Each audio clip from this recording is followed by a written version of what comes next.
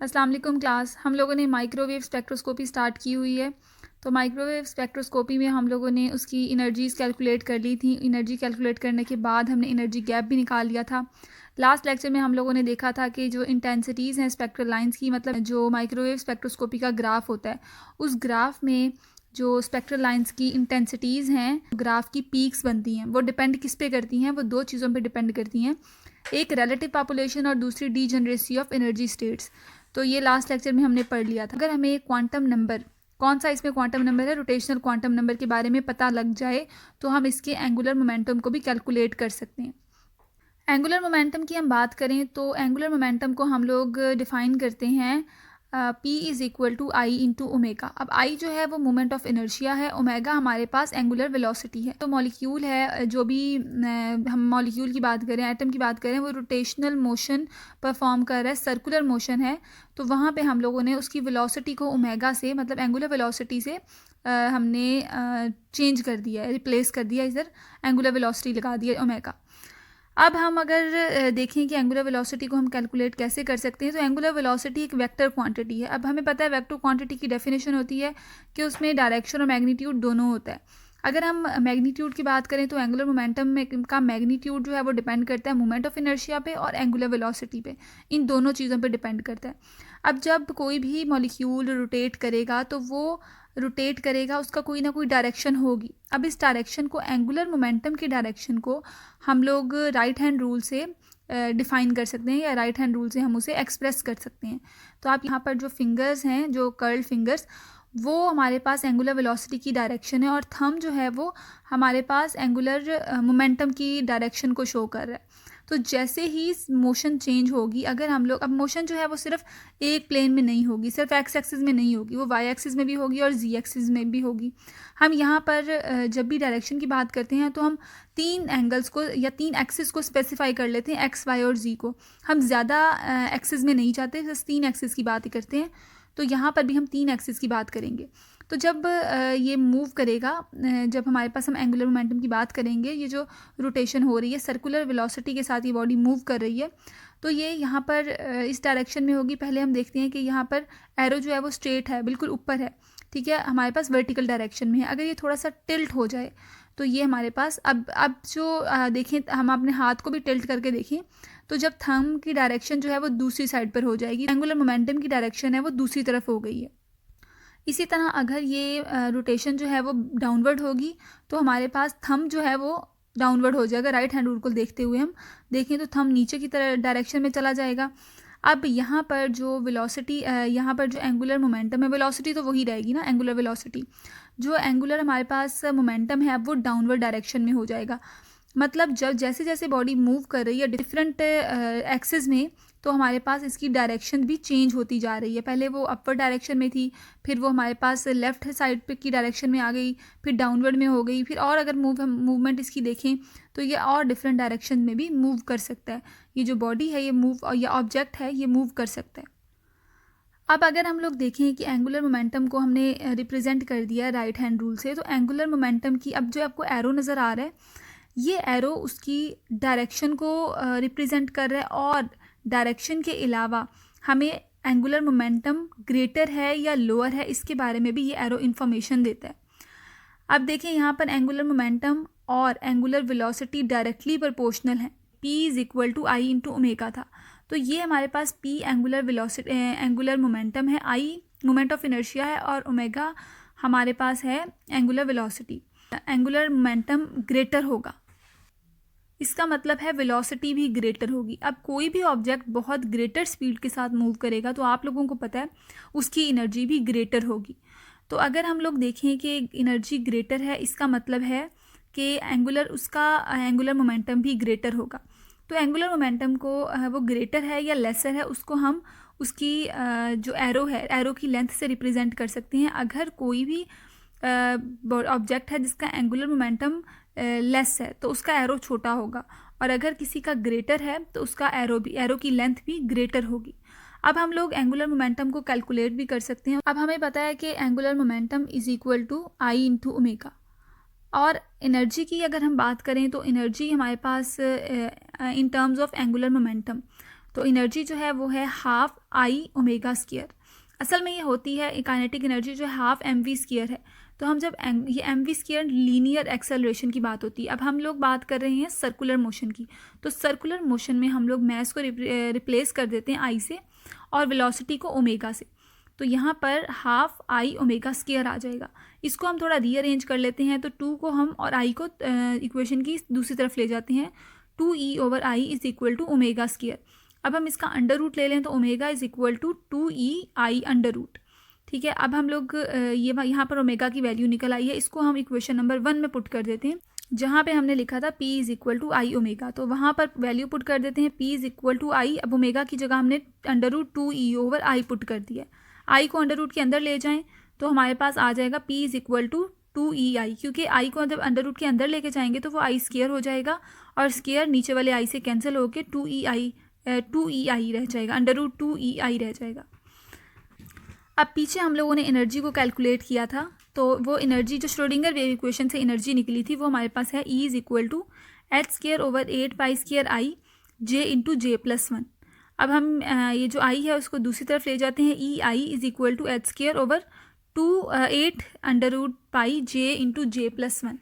अब हम इसको जो 8 है उसको हम इस तरह भी लिख सकते हैं 4 × 2, 4 × 2। तो यहाँ पर हमने यहाँ पे लिख दिया 4 × 2। नेक्स्ट हम ये करते हैं कि जो 2 है उसे एनर्जी के साथ लिख देते हैं। तो ये आ जाएगा 2e/i is equal to h²/4π² j into j+1। अब इसका अंडर रूट ले लेते हैं।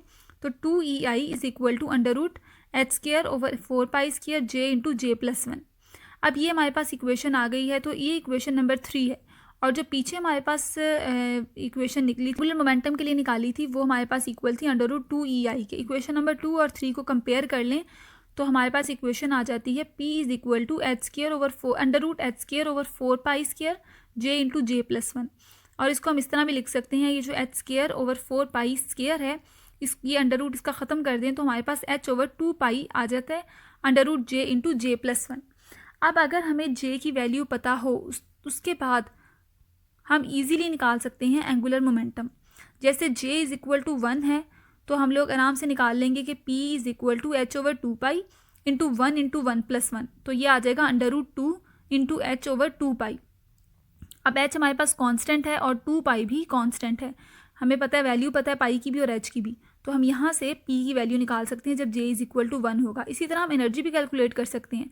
हमें एनर्जी का फॉर्मूला भी पता है तो एनर्जी भी निकाल सकते हैं अगर हमें j की वैल्यू का पता हो। इसी तरह j इज इक्वल टू 2 होगा तो हमारे पास जो वैल्यू है वो आ जाएगी अंडर रूट 6 h/2π।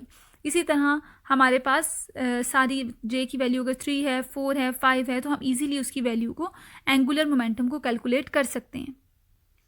अब एंगुलर मोमेंटम के एरो की डायरेक्शन किस तरफ होगी, या अगर हमारे पास कोई भी ऑब्जेक्ट मूव कर रहा है, जैसे हमने देखा था कि डायरेक्शन अगर राइट हैंड रूल से हमने उसकी डायरेक्शन का आइडिया कर लिया था तो मॉलिक्यूल जो है ऑब्जेक्ट वो कितनी डायरेक्शन में मूव कर सकता है।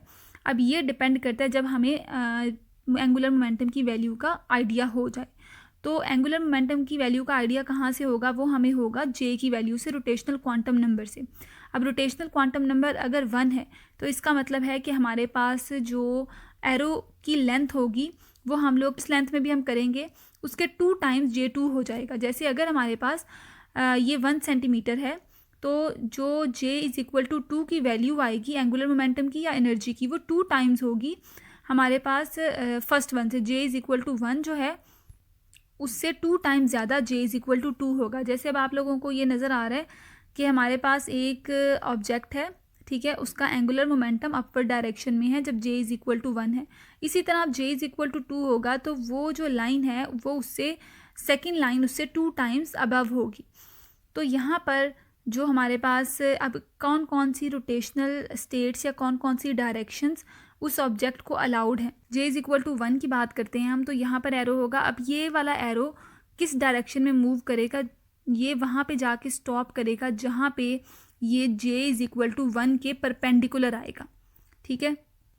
तो यहाँ पे या किसी सेंटर में आके रुक जाएगा जब j इज इक्वल टू 1 के ये परपेंडिकुलर होगा। ये माइनस x एक्सिस में भी उसी तरह से मूव करेगा, उसके बाद माइनस z एक्सिस में भी, और माइनस y एक्सिस और x एक्सिस में भी, और माइनस z एक्सिस में भी, ठीक है। उसके बाद अब j इज़ इक्वल टू 2 जब हमारे पास होगा वहाँ पे आके रुकेगा जहाँ पे वो j इज़ इक्वल टू 2 के परपेंडिकुलर आएगा। इसी तरह फिर वो दूसरी तरफ में भी, माइनस में भी और डाउनवर्ड में भी उसी तरफ मूव करेगा या उसी तरफ जाके स्टॉप करेगा। उसके बाद फिर ये वाई एक्सिस में भी उधर ही जाके स्टॉप करेगा, माइनस वाई एक्सिस में भी स्टॉप करेगा, माइनस एक्स एक्सिस में भी उसी तरह जाके स्टॉप करेगा। तो इस तरह की जो डायरेक्शंस हैं उनको हम कहते हैं क्वांटाइजेशन। ये डायरेक्शन भी क्वांटाइज्ड हैं। क्वांटम केमिस्ट्री में या स्पेक्ट्रोस्कोपी में हर चीज़ क्वांटाइज्ड है, उनकी वैल्यूज़ फिक्स्ड हैं। इसी तरह से ये जो एंगुलर मोमेंटम है उसकी डायरेक्शन भी क्वांटाइज्ड होती हैं। अब हमने देखा कि अगर हमें जे की वैल्यू का पता हो तो हम किसी भी मॉलिक्यूल की एनर्जी को भी कैलकुलेट कर सकते हैं और उसके अलावा उसके एंगुलर मोमेंटम को भी कैलकुलेट कर सकते हैं।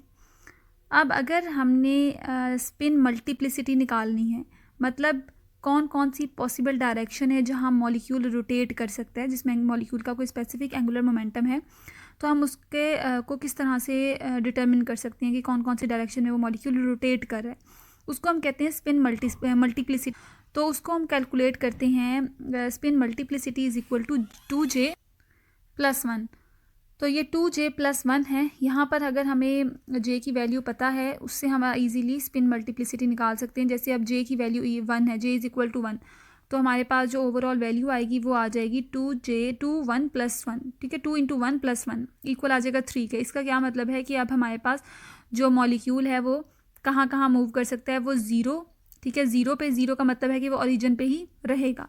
इसके अलावा +1 और -1, ठीक है, +1 वो x एक्सिस में भी, y एक्सिस में भी और z एक्सिस में भी, तीनों में भी +1 और -1 मूव कर सकता है। उसके बाद +2 और -2, फिर +3 और -3 मूव कर सकता है। इसी तरह j की वैल्यू जब 2 होगी, 3 होगी, 4 होगी तो हम इजीली उसकी स्पिन मल्टीप्लिसिटी निकाल सकते हैं। तो अब हमें पता है कि जो मॉलिक्यूल है वो किस डायरेक्शन में और कहाँ तक मूव कर रहा है। अगर हमें उसका रोटेशनल क्वांटम नंबर पता है तो मॉलिक्यूल के बारे में जितनी भी इंफॉर्मेशन है वो हम इजीली निकाल सकते हैं। अब जैसे जैसे स्पिन मल्टीप्लिसिटी इंक्रीज़ होती जाएगी, इसका मतलब है कि जो डीजेनरेट लेवल हैं मॉलिक्यूल्स की रोटेशन के वो भी इंक्रीज़ होते जाएंगे। तो हम लोग ये कह सकते हैं कि जो पॉपुलेशन है, मॉलिक्यूल्स की पॉपुलेशन है, वो डायरेक्टली प्रोपोर्शनल है स्पिन मल्टीप्लिसिटी के। तो स्पिन मल्टीप्लिसिटी ग्रेटर होगी तो पॉपुलेशन ग्रेटर होगी, स्पिन मल्टीप्लिसिटी लेस होगी तो पॉपुलेशन भी लेस होगी। इसको हम इस तरह से भी, अभी सारी जो हमने बताया है इसकी मल्टीप्लिसिटी के बारे में, उसको हम एक सिंपल सी डायग्राम से शो कर सकते हैं कि अगर एक मॉलिक्यूल है वो मूव कर रहा है, ठीक है, और उसकी स्पिन मल्टीप्लिसिटी हमारे पास जैसे हमने कैलकुलेट की है j इज़ इक्वल टू 1, तो स्पिन मल्टीप्लिसिटी हमारे पास 3 आ गई है। तो मॉलिक्यूल जो है वो मूव करेगा पहले यहाँ पर 0 पे, वो 0 पे x एक्सिस में भी मूव करेगा, y एक्सिस में भी और z एक्सिस में भी। इसके अलावा वो मूव करेगा हमारे पास +1 में भी और -1 में भी, फिर +2 और -2, +3 और -3। इस तरह से इसको हमने एक सिंपलर डायग्राम से शो कर दिया है। तो ये मॉलिक्यूल की हमारे पास डायरेक्शंस हैं, मूवमेंट की डायरेक्शंस, और इसी से फिर हमारे पास एक ग्राफ आता है। तो अब यहाँ से डीजनरेट एनर्जी लेवल से हम पता लग जाएगा कि जो ग्राफ आया है उसकी पीक जो है इंटेंस है या ब्रॉड पीक है। और इंटेंस और ब्रॉड पीक का क्या मतलब है कि वहाँ पे पॉपुलेशन रेशो। नेक्स्ट हम लोग देखते हैं कि जो माइक्रोवेव स्पेक्ट्रोस्कोपी है उसमें अगर माइक्रोवेव्स की जो रेडिएशंस हैं वो ग्रेटर या लेसर होंगी तो वो कहाँ कहाँ पे यूज़ हो सकती हैं। एप्लीकेशंस हम देखते हैं। अगर माइक्रोवेव्स की रेंज 1 to 2 गीगाहर्ट्ज़ होगी तो इसको हम यूज़ कर सकते हैं मेराइन सैटेलाइट्स में। इसी तरह अगर ग्रेटर हो जाएगी, 2 से ग्रेटर हो जाएगी, 2 to 4 गीगाहर्ट्ज़ हैं, तो ये यूज़ होते हैं वेदर फॉरकास्ट में। इसके अलावा हमारे पास जो माइक्रोवेव अवन्स होते हैं आपके घरों में, वाईफाई होता है, ब्लूटूथ होता है, इसमें यूज़ होते हैं 2 to 4। और लो शिप रेडार में भी ये यूज़ होते हैं 2 to 4 गीगाहर्ट्ज़। उसके बाद 4 to 8 गीगाहर्ट्ज़ जो हैं वो सैटेलाइट कम्युनिकेशन में यूज़ होते हैं। 8 to 12 गीगाहर्ट्ज़ एजुकेशनल पर्पज़ के लिए यूज़ होते हैं। एक्सपेरिमेंट जितने भी जो स्पेक्ट्रोस्कोपी के एक्सपेरिमेंट्स होते हैं माइक्रोवेव रेंज में, उसमें हम 8 to 12 गीगाहर्ट्ज़ को यूज़ कर सकते हैं। फिर 12 to 18 गीगाहर्ट्ज़ जो सैटेलाइट टीवी हैं उसमें यूज़ होते हैं। 18 to 24 गीगाहर्ट्ज़ IR एस्ट्रोनॉमी में यूज़ होते हैं। रेडार जो है, जो ग्रेटर फ्रीक्वेंसी के रेडार हैं वहाँ पे यूज़ होते हैं। फिर जो 27 to 40 गीगाहर्ट्ज़ हैं वो हाई रेजोल्यूशन सैटेलाइट कम्युनिकेशन के लिए यूज़ होते हैं। या मिलिट्री एयरप्लेन्स में इसको यूज़ करते हैं। तो ये हमारे पास एप्लीकेशन थी माइक्रोवेव स्पेक्ट्रोस्कोपी की।